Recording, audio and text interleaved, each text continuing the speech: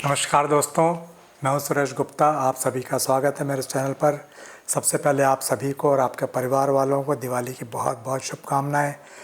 दोस्तों, जैसा कि आप जानते हैं कि हमने एक फ्लैश फ़ोटोग्राफी पे एक्सक्लूसिव वीडियो सीरीज़ शुरू की है, जिसमें ऑलरेडी 2 चैप्टर हो चुके हैं। जिसमें हमने आपको एक मैनुअल फ्लैश के बारे में बताया था, उसके बाद हमने आपको एक ऐसी फ्लैश के बारे में बताया था जिसमें कि हम पावर सेटिंग चेंज कर सकते हैं, पावर की इंटेंसिटी चेंज कर सकते हैं।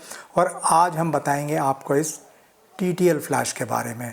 तो TTL फ्लैश एक ऐसी फ्लैश होती है जो कि ऑटोमेटिकली ज़रूरत के हिसाब से, सिचुएशंस के हिसाब से, ISO, अपर्चर और डिस्टेंस के हिसाब से फ्लैश के अंदर से कितनी पावर निकलनी है ये ऑटोमेटिकली डिसाइड करती है। आपको बार बार पावर चेंज करने की ज़रूरत नहीं पड़ती है, आपको बार बार अपर्चर चेंज करने की ज़रूरत नहीं पड़ती है और बार बार ISO चेंज करने की ज़रूरत नहीं पड़ती है।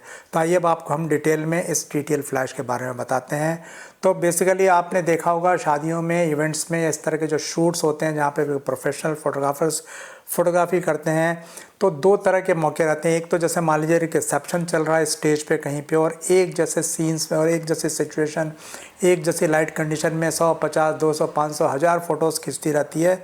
तो वहाँ पर लोग अपने विजडम से, अपनी कैलकुलेशन से proper aperture, proper shutter speed और प्रॉपर ISO लगा के और उसके बाद फ़ोटो लेना शुरू करते हैं। और उसके बाद 2-3 टेस्ट प्रिंट्स लेते हैं, टेस्ट फ़ोटोज़ लेते हैं, और जो बेस्ट फ़ोटो जो सेटिंग्स पे रहती है उसके हिसाब से वो पूरी शूट्स करते जाते हैं। लेकिन कुछ ऐसे इवेंट्स होते हैं, कुछ ऐसे सिचुएशंस होती है, कुछ ऐसे स्पॉट्स आते हैं जहाँ पे फ्रिक्वेंटली सब कुछ बदलता रहता है। खासकर मान लीजिए आप कोई ऐसा इवेंट कवर करें जहाँ आप एक तरफ स्टेज पे फ़ोटो शूट कर रहे हो, एकदम से आपको खबर मिलती है कि मेन गेट से कोई चीफ गेस्ट चला आ रहा है सामने, तो आपको अपना कैमरा इमीडिएटली वहाँ से उठा के दरवाजे की तरफ फोकस करना पड़ता है। और इस दौरान में आपके पास फ्लैश की या कैमरे की सेटिंग लगाने का, चेंज करने का मौका नहीं मिलता है, और ऐसे में फ़ोटोज़ आपकी अंडर एक्सपोज या ओवर एक्सपोज हो सकती हैं।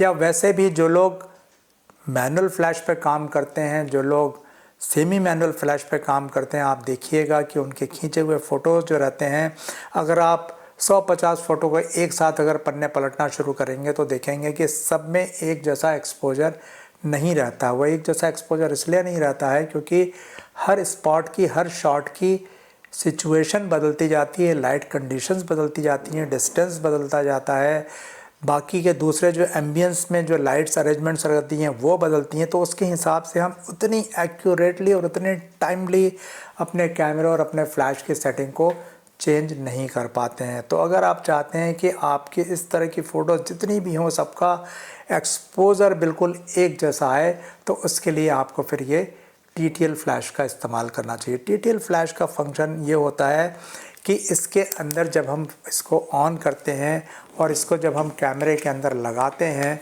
तो कैमरे के अंदर लगाने के बाद जब हम इसको अपने ऑब्जेक्ट के ऊपर एम करते हैं, तो ये हमारा कैमरा जो फ्लैश जो होती है, इसके अंदर से जैसे ही हम हाफ शटर प्रेस करते हैं तो एक प्री फ्लैश निकलती है। ये प्री फ्लैश जो निकलती है वो ऑब्जेक्ट तक जाती है, और ऑब्जेक्ट तक जाके वो ये डिसाइड करती है कि मेरे उस पर्टिकुलर ऑब्जेक्ट के ऊपर कितने लाइट की ज़रूरत है।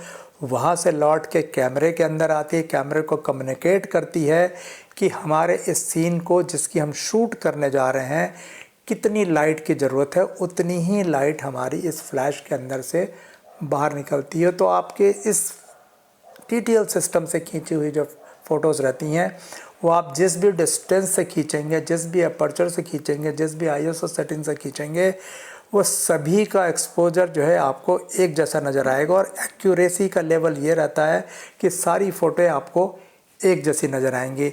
तो बेसिकली मैं आप सभी लोगों को ये समझाना चाह रहा हूँ कि कभी कभी तो क्या होता है कि हमारे जो सीनियर फ़ोटोग्राफर्स होते हैं, या थोड़ी सी लोगों में एक ये भी ईगो रहती है, साहब मुझे तो सब आता है, मुझे बहुत अच्छे से एक्सपोजर सेटिंग आती है, मैं बहुत अच्छे से कैमरे की सेटिंग कर सकता हूँ, तो मुझे ऑटोमेटिक सिस्टम नहीं चाहिए। लेकिन देखिए, ऑटोमेटिक सिस्टम कोई बुराई नहीं है। ऑटोमेटिक सिस्टम वहाँ इस्तेमाल करते हैं जहाँ आपके पास समय की कमी हो। माना कि आप बहुत अच्छे फ़ोटोग्राफ़र हैं, आप बहुत एफिशिएंट फ़ोटोग्राफ़र हैं, बहुत अच्छी फ़ोटोग्राफ़ी आती है, आप बहुत अच्छी सेटिंग लगा सकते हैं, लेकिन आपके पास सेटिंग लगाने का टाइम तो हो। कई सिचुएशंस ऐसी आती हैं जहाँ पे आपके पास सेटिंग लगाने का मौका नहीं मिलता है। तो ऐसी जगहों पर अपनी ईगो को थोड़ा सा छोड़ के ऐसी ऑटोमेटिक चीज़ों पे भरोसा करना पड़ता है। देखिए, आपके कैमरे में मैनुअल फोकस भी होता है और ऑटोमेटिक फोकस भी होता है। तो फोकस तो आप मैनुअल नहीं करते, फोकस तो आप ऑटोमेटिक करते हैं। वहाँ आप क्यों नहीं मैनुअल करते, उस पर क्यों भरोसा कर लेते हैं? तो इसीलिए मैं कहता हूँ कि जब भी कोई चीज़ ईजाद की गई है, कोई टेक्नोलॉजी बनाई गई है, तो उसका भरपूर इस्तेमाल करना चाहिए और उसके इस्तेमाल से आपको हमेशा अच्छे रिज़ल्ट मिलेंगे। आप ये मत समझिए बिल्कुल कि ऑटोमेटिक चीज़ रहेगी तो उसमें मेरे फ़ोटोग्राफ़ी के ऊपर कोई ऐसी बात आ जाएगी कि मुझे फ़ोटोग्राफ़ी करना नहीं आता। ऐसा कुछ नहीं है। फ़ोटोग्राफ़ी आप बहुत अच्छी करते हैं, लेकिन सिचुएशंस के हिसाब से जो रिक्वायरमेंट है वो आपको यूज़ करना चाहिए। तो मैं फिर से आपको बोलना चाहूँगा कि जितने भी फ़ोटोग्राफ़र्स हों, चाहे वो बिगिनर्स हों, मिड लेवल के हों या एक्सपर्ट्स हों, आपको अगर आप इवेंट शूट करते हैं, कोई ऐसे प्रोग्राम फंक्शन शूट करते हैं जहाँ पे कि फ्रिक्वेंटली आपका सीन बदलता है, तो आपके पास मिनिमम एक TTL फ्लैश होना ही चाहिए। आपको नहीं ज़रूरत है, आप मत यूज़ करिए TTL फ्लैश। आपको अगर लगता है कि मेरे को अभी इस तरह की ऑटोमेटिक सिस्टम की ज़रूरत नहीं है, तो TTL तो मैनुअल पे भी काम करती है, मैनुअल पे काम कीजिए। और जिस समय आपको लगता है कि अब मुझे टाइम कम है, मैं इतनी जल्दी सेटिंग चेंज नहीं कर पाऊँगा, तो आप डेफिनेटली वहाँ पर TTL का इस्तेमाल कीजिए और TTL से रिज़ल्ट्स आपको हमेशा अच्छे मिलेंगे। अब मैं आपको दूसरा एक सबसे बड़ा एडवांटेज TTL फ्लैश का बताता हूँ कि नॉर्मली आजकल हम लोग जितने भी लोग हैं, जब भी फ़ोटोग्राफ़ी करते हैं तो बाउंस का इस्तेमाल करते हैं। अब जैसे मान लीजिए बाउंस कर रहे हैं, तो जैसे मैंने पिछली बार आपको बताया था कि मैनुअल फ्लैश में या सेमी ऑटोमेटिक फ्लैश में जहाँ पावर कंट्रोल करते हैं या गाइड नंबर से अपर्चर सेट करते हैं ISO और डिस्टेंस के हिसाब से, तो जब आप फ्लैश को बाउंस मोड में डाल देते हैं तो आपको उसका गाइड नंबर नहीं मालूम होता है या नए सिरे से आपको कैलकुलेट करना पड़ता है। और जितनी बार इसका आप हेड चेंज करेंगे उतनी बार आपके फ्लैश का गाइड नंबर बदलता जाएगा। तो कितनी बार आप गाइड नंबर निकालेंगे और कितनी बार आप अपर्चर कैलकुलेट करेंगे, कितने बार आप ISO चेंज करेंगे, इतना आपके पास टाइम नहीं रहता है। लेकिन अगर आपने इसको TTL मोड में डाल दिया तो आप कोई सा भी एक अपर्चर सेट कर लीजिए, कोई सा भी एक ISO सेट कर लीजिए, उसके हिसाब से इसके अंदर से निकलने वाली जो लाइट रहेगी कैमरे के फ्लैश के अंदर से, वो अपने आप इंटेंसिटी को कम ज़्यादा करती रहेगी। अगर आप पास से फ़ोटो खींचेंगे तो कम लाइट निकलेगी, दूर से खींचेंगे तो फुल पावर निकलेगी। उसके हिसाब से पावर का जो फैक्टर है अपने आप ऑटोमेटिकली एडजस्ट होता रहेगा और फाइनली आप जो भी फ़ोटोज़ देखेंगे सारी फ़ोटोज़ आपको एक जैसी मिलेगी। दूसरा, TTL फ्लैश का सबसे बड़ा एडवांटेज ये है कि इसमें जहाँ ज़रूरत नहीं होगी वहाँ आपकी पावर सेविंग होगी। मान लीजिए अगर आप पास से फ़ोटो खींच रहे हैं तो आपको बहुत कम लाइट निकलेगी और आपकी बैटरी जो है ज़्यादा लंबे समय तक चलेगी। TTL फ्लैश का एक और यूजेस आता है दिन की रोशनी में फिल एंड फ्लैश की तरह यूज़ करने के लिए। जैसे मान लीजिए आप डे लाइट में किसी गार्डन में किसी ब्राइड की शूटिंग कर रहे हैं या किसी का पोर्ट्रेट ले रहे हैं और सामने से सनलाइट आ रही है, तो सनलाइट में जो फेस के ऊपर आँखों के नीचे जो हार्श शैडोज़ बनते हैं, काले काले शैडोज़ बनते हैं, आँखों के नीचे गड्ढे जैसे दिखने लगते हैं, तो कई बार हम लोग उसको रिफ्लेक्टर से एलिमिनेट करने की कोशिश करते हैं। लेकिन उससे भी अच्छा ये रहेगा कि अगर आप एक 45 डिग्री से अगर आप एक additional flash fill in flash के तौर पर डालते हैं तो फिर अगेन आपको दिक्कत जाएगी कि मैं फ्लैश का पावर कितना रखूं या मेरी जो डे लाइट के हिसाब से जो मैंने अपर्चर सेट किया, जो मैंने ISO सेट किया, उसके हिसाब से मेरी फ्लैश कितना डिस्टेंस पे होना चाहिए और कितने पावर पे होना चाहिए। तो ये सारी बॉदरेशंस आप TTL फ्लैश के ऊपर छोड़ दीजिए। आपने कैमरे में जो भी ISO लगाया है, आपने जो भी अपर्चर लगाया है, उसके हिसाब से अपनी TTL फ्लैश को किसी एक एंगल पे स्टैंड पर डाल दीजिए और वो अपने आप ऑब्जेक्ट से और उसकी एम्बियंट की लाइट को कैलकुलेट करके टोटल कितना पावर उसको चाहिए उतना पावर जनरेट करेगी और आपके ऑब्जेक्ट के ऊपर वो उतना पावर को लाइट डालेगी और आपके चेहरे के ऊपर, ऑब्जेक्ट के चेहरे के ऊपर एक बढ़िया जो फिल इन फ्लैश का इफेक्ट आएगा और यूनिफॉर्म सिल्की चेहरा निकल के बाहर आएगा। अब यहाँ पर एक चीज़ मैं बताना चाहूँगा, मेरे कई सारे व्यूअर्स ने मुझे मैसेज में पूछा है कि हम TTL फ्लैश में कभी कभी जब हम फ़ोटोज़ लेते हैं तो कभी कभी बहुत अंडर एक्सपोज हो जाती हैं या कभी कभी बहुत ओवर एक्सपोज हो जाती हैं। तो दोस्तों यहाँ मैं आपको बताना चाहूँगा कि कोई भी मशीन होती है, कोई भी टेक्नोलॉजी होती है, उसकी अपनी कुछ लिमिटेशंस होती हैं, उसके यूजेस के कुछ गाइडलाइंस होते हैं। आपकी फ़ोटो अंडर एक्सपोज तब होगी जब आप बियॉन्ड कैपेसिटी चले जाएंगे, या फ़ोटो ओवर एक्सपोज तब होगी जब आप एक सीमित दायरे के और ज़्यादा अंदर जाके अगर फ़ोटो खींचेंगे। उसका मैं थोड़ा सा डिटेल में समझाता हूँ। मान लीजिए आपने कैमरे में अपने 100 ISO लगाया हुआ है। 100 ISO पे आपने 7.1 का डायफ्राम सेट किया हुआ है और आपके फ्लैश की गाइड नंबर मान लीजिए 71 है। तो वो 71 गाइड नंबर की फ्लैश 7.1 अपर्चर के ऊपर 10 फीट पे फुल पावर जनरेट करेगी।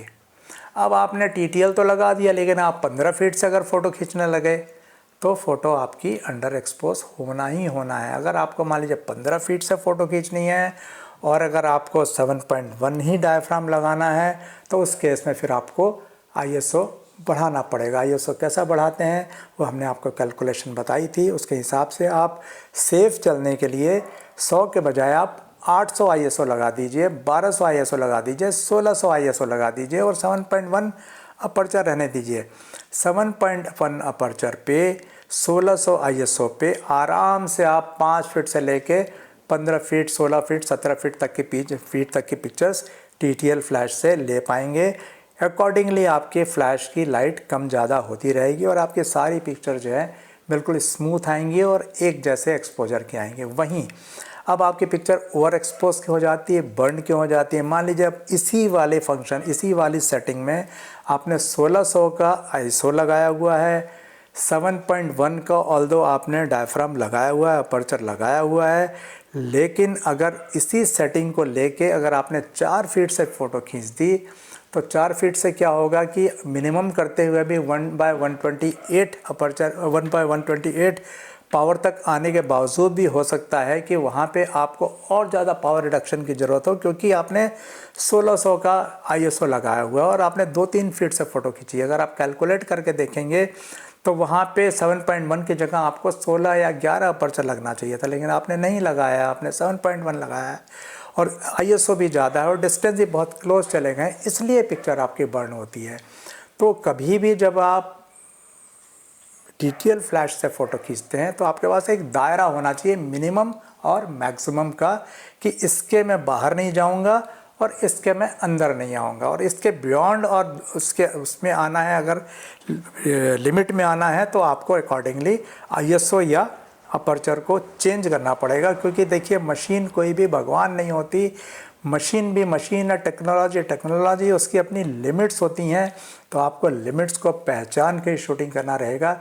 जहाँ भी आपने लिमिट्स को क्रॉस करने की कोशिश की तो वहाँ आपको रिज़ल्ट सही नहीं मिलेंगे। तो आइंदा आप ध्यान रखिएगा, अगर आप TTL फ्लैश का इस्तेमाल कर रहे हैं तो उसकी पॉजिटिव की और नेगेटिव साइड की जो लिमिटेशंस है उसको ज़रूर ध्यान में रखिएगा, आपकी कोई फ़ोटो ख़राब नहीं होगी। तो उम्मीद करते हैं दोस्तों आपको TTL का कंसेप्ट समझ में आया होगा। आने वाले वीडियोस में हम आपको TTL के और ज़्यादा सेटिंग्स के बारे में बताएंगे।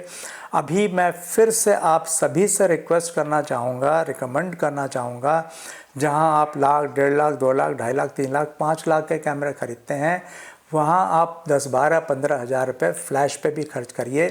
आपकी एक ऑर्डनरी फ़्लैश में और एक TTL फ्लैश की कीमत में हार्डली 2 से 8-10 हज़ार का फ़र्क आएगा। आज भी एक बहुत ही अच्छी जो फ्लैश होती है TTL फ्लैश, जिसका कि 100 से ऊपर गाइड नंबर होता है, आपको 12 से 20 हज़ार तक की रेंज में, बहुत अच्छी रेंज में मिल जाती हैं। तो मैं सबको यही रिकमेंड करूंगा कि अपने कैमरे के साथ आप ये फ्लैश ज़रूर रखें। मैं ये भी बोलूँगा कि हो सकता है आप अपने कैमरे में भले थोड़ा सा कंजूसी कर लें, एक वेरिएंट कम कैमरा ख़रीद लें, लेकिन आपकी फ़्लैश एक स्ट्रॉन्ग होनी चाहिए, TTL होनी चाहिए, और जितने ज़्यादा गाइड नंबर की फ़्लैश होगी आपकी फ़ोटोग्राफी का लेवल दिन पे दिन बढ़ता जाएगा। तो अगर आपने TTL लगा के फ़ोटोज़ खींची हैं तो आपकी बहुत सारी बॉदरेशंस दूर हो जाएंगी। और जिस समय आपको लगता है कि नहीं मुझे मैनुअल सेटिंग्स पर ही फ़ोटो खींचनी है, कोई दिक्कत नहीं है, आप इस फ्लैश को मैनुअल मोड में डाल दीजिए, मैनुअल के हिसाब से सेटिंग करिए।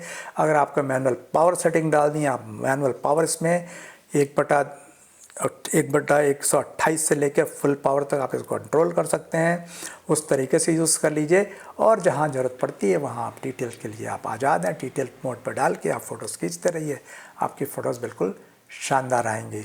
तो दोस्तों आज के वीडियोस में इतना ही। अगर आपको ये वीडियो पसंद आया हो तो इसे लाइक ज़रूर कीजिएगा। अगर आपको ये इन्फॉर्मेटिव लगा हो तो आपके ऐसे फ्रेंड्स जो कि इस तरह की फ़ोटोग्राफी करते हैं उनसे ज़रूर शेयर कीजिएगा। अगर आपने इस चैनल को अभी तक सब्सक्राइब नहीं किया तो कृपया इसे सब्सक्राइब कर लीजिए, क्योंकि आने वाले समय में वैसे ही आपको इन्फॉर्मेटिव वीडियोस भेजते रहेंगे। अभी फ्लैश फ़ोटोग्राफी के ऊपर ही कम से कम 8-9 वीडियोस आना बाकी हैं और हर वीडियो में आपको कुछ न कुछ नया सीखने को ज़रूर मिलेगा। तो मिलते हैं अगले वीडियो में किसी नए टॉपिक के साथ। तब तक के लिए नमस्ते, जय हिंद।